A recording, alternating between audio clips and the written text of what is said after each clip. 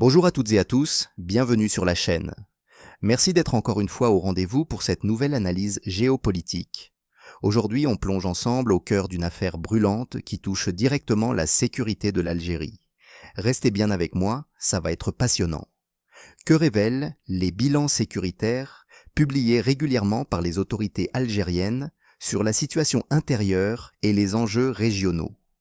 Entre le 8 et le 13 janvier 2026, plusieurs opérations menées par l'armée nationale populaire, en coordination avec différents services de sécurité, ont été rendues publiques dans un communiqué officiel. Ces opérations ont concerné la lutte contre les groupes armés, la criminalité organisée, le trafic de stupéfiants et diverses activités illégales transfrontalières. Dans cette vidéo, nous allons replacer ces événements dans leur contexte, comprendre les faits rapportés et analyser les enjeux en adoptant une approche factuelle et accessible. Pour comprendre les bilans publiés périodiquement par l'armée nationale populaire, il est utile de rappeler le cadre général dans lequel ces opérations s'inscrivent. Depuis les années 1990, la question de la sécurité intérieure et de la lutte contre les groupes armés constitue un élément central de la politique sécuritaire de l'Algérie. Cette période a profondément marqué les institutions et les stratégies adoptées par les autorités, conduisant à la mise en place de dispositifs de surveillance, de coordination interservices et de contrôle des frontières particulièrement structurés. Au fil des années, la situation a évolué. Le nombre d'incidents majeurs a diminué par rapport aux décennies précédentes, mais les autorités continuent de publier des bilans réguliers mettant en avant des opérations de prévention, d'interception et d'arrestation. Les rapports officiels indiquent que ces opérations ne concernent pas uniquement la lutte contre des groupes armés, mais aussi des activités considérées comme relevant de la criminalité organisée. Trafic de stupéfiants, contrebande, exploitation illégale de ressources naturelles ou migration irrégulière. Par exemple, selon un bilan officiel publié pour l'année 2024, les unités de l'armée nationale populaire ont mené de nombreuses opérations ayant conduit à l'arrestation de milliers de trafiquants et à la saisie de quantités importantes de stupéfiants et d'équipements liés à des activités illégales. MDN. Ces données illustrent une tendance structurelle. Les opérations sécuritaires ne sont pas ponctuelles, mais s'inscrivent dans une continuité, avec des rapports périodiques publiés par les autorités pour rendre compte des résultats. Sur le plan régional, plusieurs facteurs contribuent à maintenir une vigilance élevée. L'Algérie partage des frontières étendues avec plusieurs pays, dont certains connaissent des contextes sécuritaires complexes ou des réseaux de trafic transfrontaliers actifs. Dans ce cadre, la surveillance des zones frontalières et désertiques est souvent mentionnée comme une priorité stratégique. Les communiqués officiels soulignent également la coopération entre différentes composantes, armée, gendarmerie, douane et services de sécurité. Cette coordination est présentée comme un élément clé des opérations visant à prévenir les trafics ou à démanteler des réseaux. Un autre aspect souvent évoqué dans ces bilans concerne les activités liées à l'orpaillage illégal et au transport clandestin de carburant ou de marchandises, notamment dans les régions sahariennes.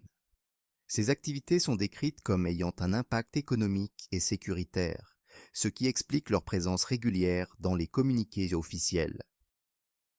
Dans ce contexte global, les bilans hebdomadaires ou mensuels permettent aux autorités de rendre compte des opérations menées et de situer ces actions dans une stratégie plus large de sécurité intérieure et de contrôle des frontières. Selon un communiqué du ministère de la Défense nationale publié le 14 janvier 2026, plusieurs opérations ont été menées entre le 8 et le 13 janvier sur différentes parties du territoire. Dans le cadre des actions liées à la lutte contre les groupes armés, le bilan mentionne l'arrestation de 5 personnes présentées comme des éléments de soutien à des groupes terroristes, lors d'opérations distinctes menées dans différentes régions. MDN. Ces opérations s'inscrivent dans la continuité des actions de surveillance et d'interpellation menées régulièrement par les forces de sécurité. Le communiqué met également en avant des résultats concernant la lutte contre la criminalité organisée et les trafics. Les unités engagées, en coordination avec d'autres services, ont procédé à l'arrestation de 40 trafiquants de drogue et ont saisi différentes quantités de substances, notamment du cannabis traité, de la cocaïne et des comprimés psychotropes.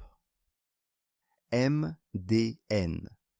Par ailleurs, les opérations menées dans certaines régions du Sud ont conduit à l'interpellation de plus de 200 personnes impliquées, selon les autorités, dans des activités telles que l'orpaillage illégal ou la contrebande. Des véhicules, des générateurs électriques, des marteaux-piqueurs et d'autres équipements ont été saisis au cours de ces interventions.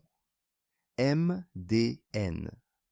Le bilan mentionne également la saisie d'armes à feu et de quantités importantes de carburant destinés au trafic, ainsi que des opérations visant à prévenir les départs de migrants par voie maritime, avec plusieurs dizaines de personnes secourues ou interceptées.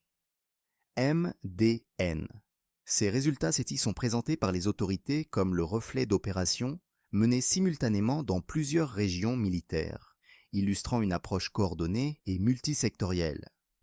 Au-delà de cette période précise, d'autres communiqués publiés à la même période indiquent également des opérations de démantèlement de réseaux criminels, spécialisés dans le trafic de substances psychotropes, avec des arrestations et des saisies importantes réalisées par la Gendarmerie nationale. MDN. Ces informations montrent que les opérations de sécurité ne sont pas isolées, mais s'inscrivent dans une série d'actions menées sur plusieurs semaines, touchant différents types d'activités illégales. L'analyse de ce type de bilan nécessite de prendre en compte plusieurs dimensions. La première concerne la dimension territoriale. L'Algérie est le plus vaste pays d'Afrique, avec des frontières terrestres très longues et des zones désertiques difficiles d'accès.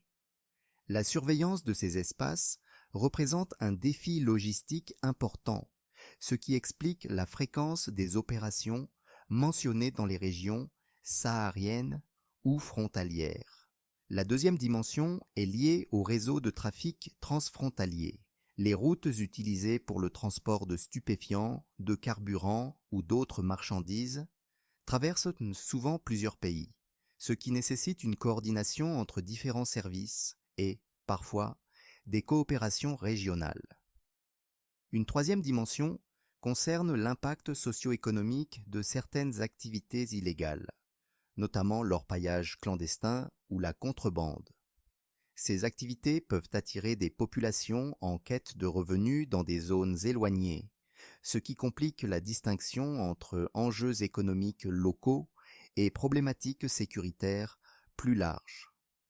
Les bilans officiels mettent également en avant l'importance de la coordination entre institutions. Les opérations mentionnées associent donc souvent l'armée, la gendarmerie et d'autres services, ce qui reflète une approche intégrée de la sécurité intérieure.